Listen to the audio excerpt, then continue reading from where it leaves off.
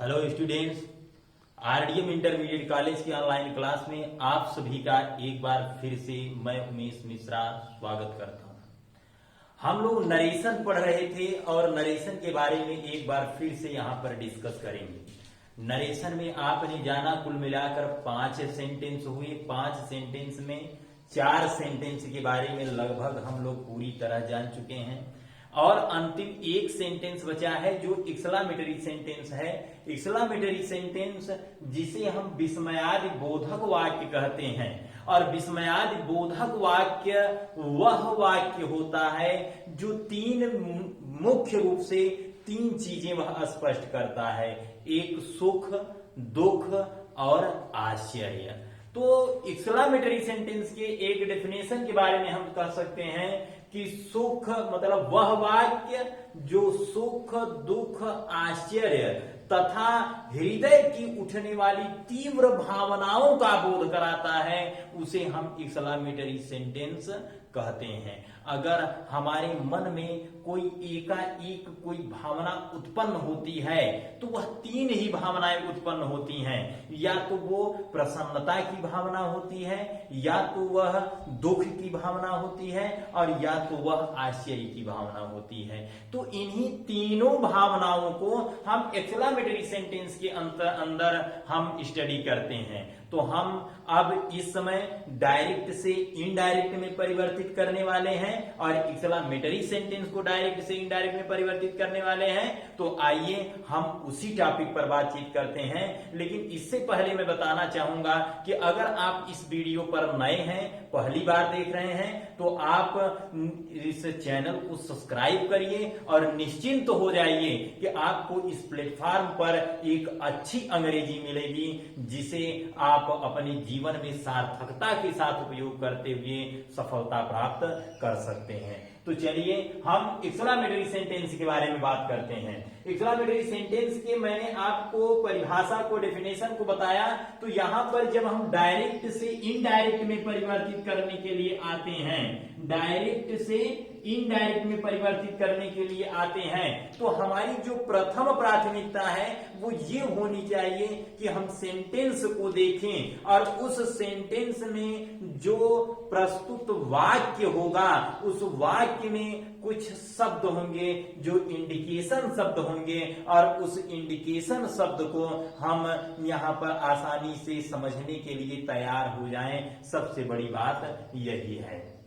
जैसे कि सुख, दुख, आश्चर्य सूचक शब्द यहां पर प्रयोग होंगे, और उसी के हिसाब से हम एक्सक्लेमेटरी सेंटेंस के रिपोर्टिंग वर्ब को भी परिवर्तित करते हैं। यह ध्यान दीजिए। अगर रिपोर्टेड स्पीच से अगर प्रसन्नतादायक वाक्य आता है तो हम रिपोर्टिंग वर्ब को हम एक 3 मतलब एक्सक्लेम्ड विथ जॉय में परिवर्तित करते हैं, और या तो हम एक्सक्लेम्ड विथ डिलाइट में भी परिवर्तित कर देते हैं।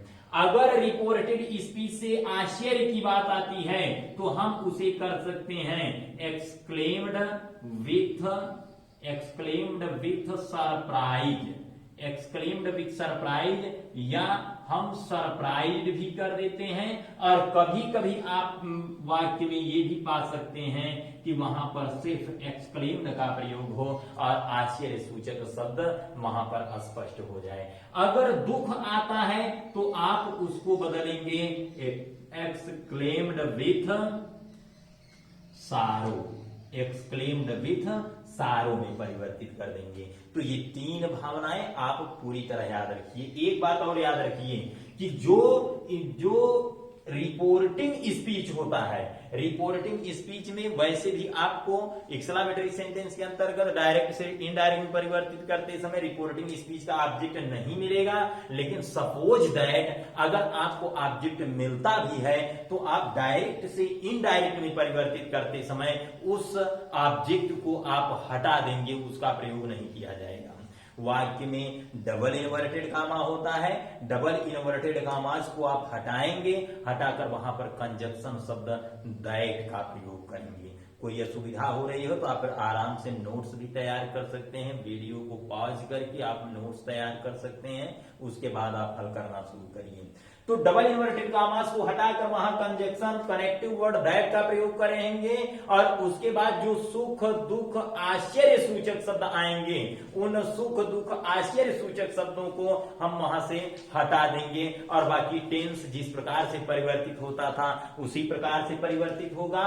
पर्सन जिस प्रकार से परिवर्तित होता था पर्सन भी उसी प्रकार से परिवर्तित होगा और यहां पर कोई दूसरी समस्या नहीं आएगी। चलिए हम कुछ एग्जाम्पल्स को देख लेते हैं और उस एग्जाम्पल पर विचार करते हैं और आप भी इसी प्रकार के एग्जाम्पल्स को घर पर बनाइए और बनाकर आप हल करते रहिए।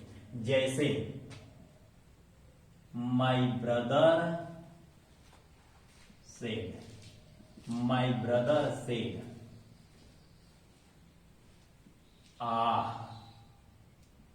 Ramesh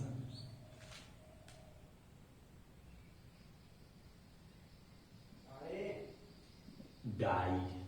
My brother said, Ramesh died. अब जो बड़ी बात है वो ये है कि आप समझिए आह शब्द का मतलब क्या होता है।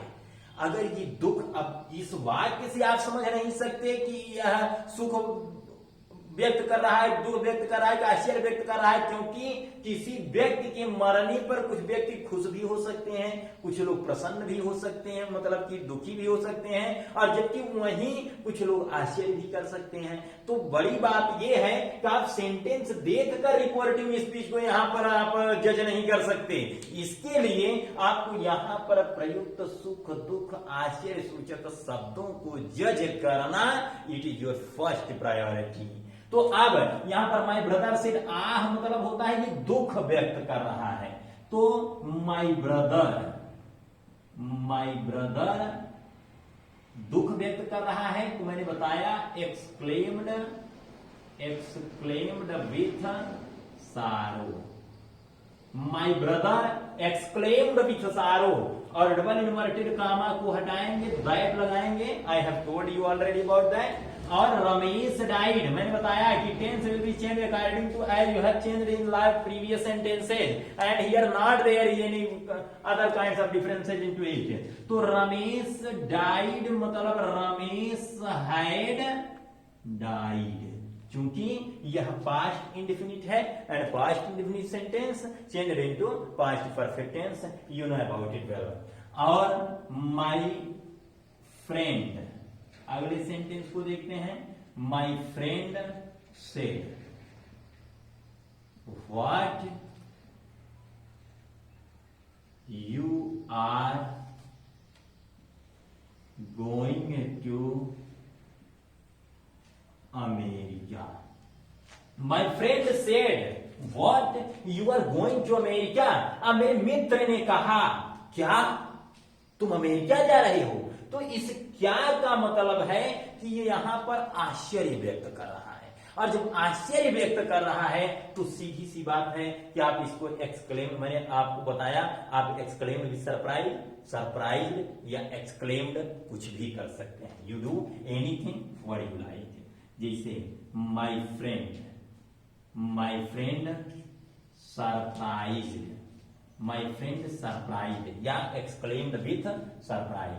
My friend surprised that you second person, यहां पर ऑब्जेक्ट नहीं है तो यहां आप एक ऑब्जेक्ट मान लीजिए, मी को मान लीजिए, कंजक्शन दैट का प्रयोग करिए और यू आएगा तो यहां आई बन जाएगा, आर का यहां वाज होगा आप जानते हैं, और going to America. My friend surprise that I was going to America. और सेंटेंस देखते हैं हम। Seema said to Rohit. Seema said to Rohit Hurrah, we have won the match. Seema said to Rohit, Hurrah, we have won the match. तो यहां सीमा, you know, Hurrah means कि एक प्रसन्नतादायक शब्द है, और जो प्रसन्नतादायक शब्द है मित्रों, उसको हम एक्सक्लेम्ड विथ जॉय और delight, we can do both of them one by one. किसी एक को कर सकते हैं, दोनों के साथ नहीं कर सकते हैं। तो सीमा एक्सक्लेम्ड विथ जॉय दैट, मैंने बताया ऑब्जेक्ट आप हटा देंगे। वी जो बहुवचन है, फर्स्ट पर्सन का बहुवचन है, बहुवचन मतलब इसमें सीमा भी है, रोहित भी है, क्योंकि सीमा ने कहा हमने मैच जीत लिया, हमने मतलब उसमें रोहित भी शामिल है, तो इसका मतलब है कि वी को हम दे में परिवर्तित कर देंगे। दे हैव का हैड और one the match, they had one the match. Seema exclaimed with Joy that they had one the match. तो इस प्रकार के सेंटेंस की 3 ऐसे सेंटेंस आएंगे जहां पर आपको आश्चर्य, सुख, दुख समझना है और समझकर उनको कन्वर्ट करना है। तो मुझे नहीं लगता कि आपको इस प्रकार की सेंटेंसेस से कोई किसी प्रकार की कोई समस्या हो सकती है। तो इस प्रकार से हम थोड़ा सा आगे बढ़ते हैं। आप इसका स्क्रीनशॉट ले लीजिए, इसको समझ लीजिए। अगर नहीं समझ में आता तो आप वीडियो को बार बार करेंगे, बैक करके देखिए, और मेरा दावा है कि आप इसको आराम से और बहुत ही आरामपूर्ण तरीके से इसको आसानी से आप समझ सकते हैं, आपको कोई समस्या नहीं। एक बात और, अब एक्सक्लेमेटरी सेंटेंस में ही जो आता है, एक्सक्लेमेटरी सेंटेंस में अगला रूल जो आता है, एक जहां पर हम सिर्फ आश्चर्य के बारे में बात करते हैं, आश्चर्य के बारे में जैसे बात करते हैं कि यह आपने अक्सर देखा होगा कि यह कितना सुंदर घर है, तुम कितने अच्छे हो, राम कितना चतुर लड़का है। तो इस प्रकार के जो सेंटेंस आते हैं ये भी इसी विस्मयादिबोधक वाक्य के अंतर्गत ही आते हैं। जैसे कि आपने देखा होगा कि how clever you are, how clever you are, इसको मैंने दे दिया Ram said, Ram said, Ram said how clever you are. और Seema said, Seema said what a fool boy you are. एक बात और ध्यान दीजिए, हाउ और व्हाट दोनों का प्रयोग एक्सक्लेमेटरी सेंटेंस में हम कितना के तौर पर करते हैं, कितना के तौर पर करते हैं। जब हम आपको ट्रांसलेशन में लेकर जाएंगे, आपको जो यूजेज चलेंगे, यूजेज के में हम आपको इन चीजों के बारे में बहुत अच्छी तरीके से समझाएंगे, वहां पर विस्तृत रूप से इसके बारे में चर्चा होगी। फिलहाल यहाँ हम हल्का सा चर्चा इसके बारे में हम कर लेते हैं। तो व्हाट और हाउ दोनों का मतलब कितना होता है, तो हम अक्सर विद्यार्थियों को कंफ्यूज पाते हैं कि जब एक्सक्लेमेटरी सेंटेंस को हल करना होता है तो they are always confuse that where to use what और वेयर टू यूज हाउ। तो यहां पर कोई दिक्कत नहीं है, जबकि यहां कोई दिक्कत नहीं। कितना का प्रयोग व्हाट और हाउ में करने का सीधा मतलब है कि जो अगर जैसे कितना शब्द वाक्य में जहां प्रयोग है, वहां पर अगर उसके बाद कोई नाउन है, जैसे यहाँ एडजेक्टिव है, एडजेक्टिव के बाद एक नाउन है, तो नाउन होने पर व्हाट का प्रयोग किया जाता है। और जबकि एडजेक्टिव के बाद अगर नाउन कोई न आकर डायरेक्ट सब्जेक्ट आ जाता है, तो वहां पर हम हाउ का प्रयोग करते हैं। फिलहाल आप इन चीजों को ध्यान रखिए, और जब कभी हम यूज पढ़ाएंगे तो इसके बारे में हम लोग विस्तृत रूप से चर्चा करेंगे, और वहां हम आपको अच्छे तरीके से समझाएंगे ताकि आपको किसी प्रकार की कोई समस्या न हो। तो फिलहाल हम यहाँ हैं, तो हाउ क्लेवर यू आर और what a fool boy you are, दो सेंटेंस हैं, और इन दोनों को हमें डायरेक्ट से इनडायरेक्ट में परिवर्तित करना है। तो यहां की जो सबसे बड़ी विशेषता है वो ये है कि ये दोनों वाक्य, the both of them will be treated as a surprise, as exclamation, surprise के तौर पर, आश्चर्य के तौर पर ये दोनों ट्रीट किए जाते हैं। और इसके बाद इनको परिवर्तित करते समय रिपोर्टिंग वर्ब को हम एक्सक्लेम्ड में बदलते हैं, एक्सक्लेम्ड में, या हम उसको सरप्राइज्ड में बदल देते हैं, और या हम उसको एक्सक्लेम्ड विथ सरप्राइज में बदलते हैं। ध्यान दीजिए, सिर्फ एक्सक्लेम्ड से भी काम चल जाता है और एक्सक्लेम्ड विथ सरप्राइज भी कर देते हैं, चल जाता है, या सिर्फ सरप्राइज कर देते हैं फिर भी काम चल जाता है। और इसके बाद जो अगली व्यवस्था होती है उसमें से आप सबसे पहले, अगर जब आप पहले इसको हल कर चुके हैं, जैसे Ram exclaimed, EXCLAIMED, Ram exclaimed, मैंने कंजक्शन रखा दैट। आप जानते हैं इसमें दैट कंजक्शन का प्रयोग किया जाएगा। Ram exclaimed that. अब जो पहली आवश्यकता है यहां पर सब्जेक्ट की आवश्यकता है। तो सब्जेक्ट क्या है? सब्जेक्ट सीधे तौर पर यू है। यू अगर सब्जेक्ट है, क्योंकि यहां पर यू के बारे में बात हो रही है, और this is the reason that I have considered that you is the subject of this sentence. तो अब यहां पर यू को परिवर्तित भी करना है, और जबकि यहां पर ऑब्जेक्ट नहीं है, तो अगर ऑब्जेक्ट नहीं है, यहां थर्ड पर्सन सब्जेक्ट है, तो और इस पर्सन को इसी के अकॉर्डिंग चेंज करना है। ये सेकंड हुआ, ये थर्ड हुआ, आप यहां फर्स्ट मान लेंगे तो कोई दिक्कत नहीं होगी। आप यहां फर्स्ट मानेंगे और इस चीज को आप यहां क्वेश्चन में दिखाएं, और नहीं तो बाद में एग्जामिनर कंफ्यूज होगा कि आपने कहां से किया, और इस प्रकार से इसको यहां दिखाना पड़ता है। अब यहां आप कंजक्शन दैट का प्रयोग कर देंगे। अब यू को परिवर्तित करने में कोई समस्या नहीं है, क्योंकि आप देखिए आपने यहां पर मी मान लिया है। अब यहां आया आई आ गया सीधे तौर पर। अब आर मतलब simple present and simple past will be was. How clever, how और व्हाट, इन दोनों को या तो हम वेरी में बदल देते हैं और या तो ग्रेट में बदल देते हैं। और जैसा कि आप जानते हैं ये दोनों एडवर्ब हैं, और आप इसको अपने विवेकानुसार आप प्रयोग कर सकते हैं। देखो आर एडवर्ब्स। तो अब यहां पर जैसे I was, how clever, how को हमने बदल दिया वेरी में, वेरी क्लेवर। या हम कर देंगे I was a great clever, मतलब मैं बहुत बड़ा मूर्ख था। ग्रेट का मतलब बहुत बड़ा भी होता है, ग्रेट का मतलब महान होता है, महान के साथ साथ it is also used as a big sense, मतलब बड़े वाले सेंस में यह प्रयोग किया जाता है। अब सीमा सिर्फ what a fool boy you are, Seema सिर्फ, सीमा ने कहा what a fool boy you are, तुम कितने मूर्ख लड़के हो। Once again we are here to change it. Seema surprise, I have made it, I have changed it into surprise, and you know that it is changed into exclaimed or surprised or exclaimed with surprise. Anything of them can you do? You can do. तो surprise यहां पर you है, तो इस प्रकार से यहां भी ऑब्जेक्ट की आवश्यकता पड़ेगी। ये भी थर्ड पर्सन है, ये सेकेंड पर्सन है, तो फर्स्ट पर्सन मानना ज्यादा बेहतर रहता है। मान आप कुछ भी सकते हैं, थर्ड पर्सन तो मतलब कि जो पर्सन न दिया हो वह मानना ज्यादा उपयोगी और ज्यादा अच्छा माना जाता है। सीमा सरप्राइज मी, अब यू मी से बदलना है I, are was, I was what a fool boy, I was very, या ए रख देंगे कोई दिक्कत नहीं और बेहतर।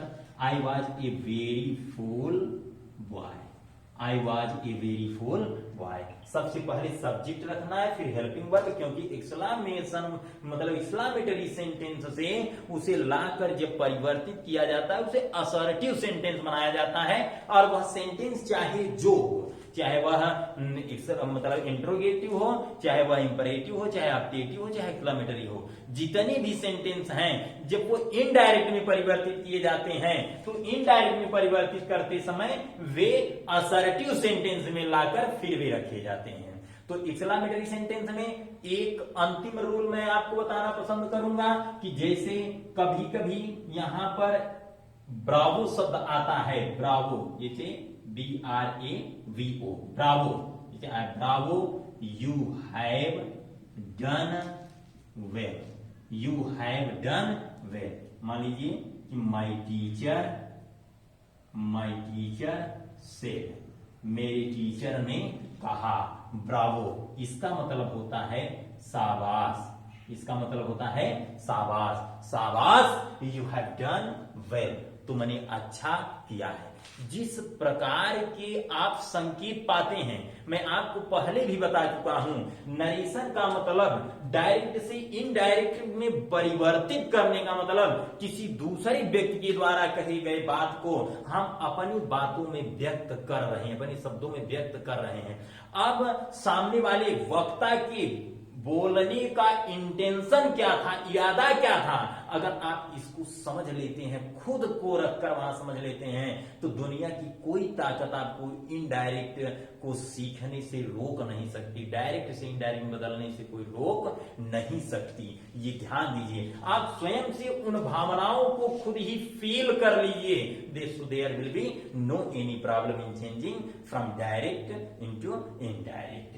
तो अब अगर शाबाश किया तो अध्यापक ने शाबाशी दी, इसका मतलब कि उन्होंने हमारी प्रशंसा की। जब उन्होंने हमारी प्रशंसा की तो यहां पर हम कर देंगे माय टीचर प्रशंसा की, मतलब प्रेज्ड, माय टीचर प्रेज्ड। अब यहां आप ऑब्जेक्ट रखिए, because here is no any object, so you have to consider here a object. तो यू मतलब I have had done, I have done ये। My teacher praised me that, my teacher praised me that, यहां that होगा, conjunction यहां पर that होगा। My teacher praised me that I have had done well. तो इस प्रकार से यह सब एक्सक्लेमेटरी सेंटेंस में आता है, और एक्सक्लेमेटरी सेंटेंस को जानने के लिए आपको किसी भी प्रकार की कोई समस्या नहीं है। आप सेंटेंस को देखते रहिए, हल करते रहिए। हम कहते हैं कोई भी शब्द आ जाए, कोई भी शब्द आ जाए, any kind of sentence you are getting into indirect or reported speech, तो आप उसके भाव को अगर समझ लेते हैं तो समझने के बाद उसी के अनुसार आप रिपोर्टिंग वर्ब को परिवर्तित कर दीजिए, और कोई दिक्कत नहीं है। बाकी के जितनी भी रूल्स हैं सब रूल्स एक ही हैं, पूरे नरेशन में पूरे रूल्स एक ही हैं। तो इस प्रकार से आपका पूरा नरेशन यहाँ इंटर लेवल का जो जितना दिया गया है वो यहाँ खत्म होता है। कुछ स्पेशल रूल्स अगर आपको नहीं समझ में आए होंगे तो आप उसको कमेंट कर सकते हैं, या कुछ हम सेंटेंस ऐसे होंगे जो सेंटेंस हम आपको वहां सॉल्व करवाएंगे, हल करवाएंगे। एक दो वीडियो हम उस पर भी लेकर आएंगे प्रैक्टिस करने के लिए आप लोगों के लिए। और फिलहाल अब आगे के किसी दूसरे नए टॉपिक के साथ हम इसी चैनल पर फिर से प्रस्तुत होंगे। आप लोग हमसे बने रहिए और बहुत बहुत धन्यवाद आपसे।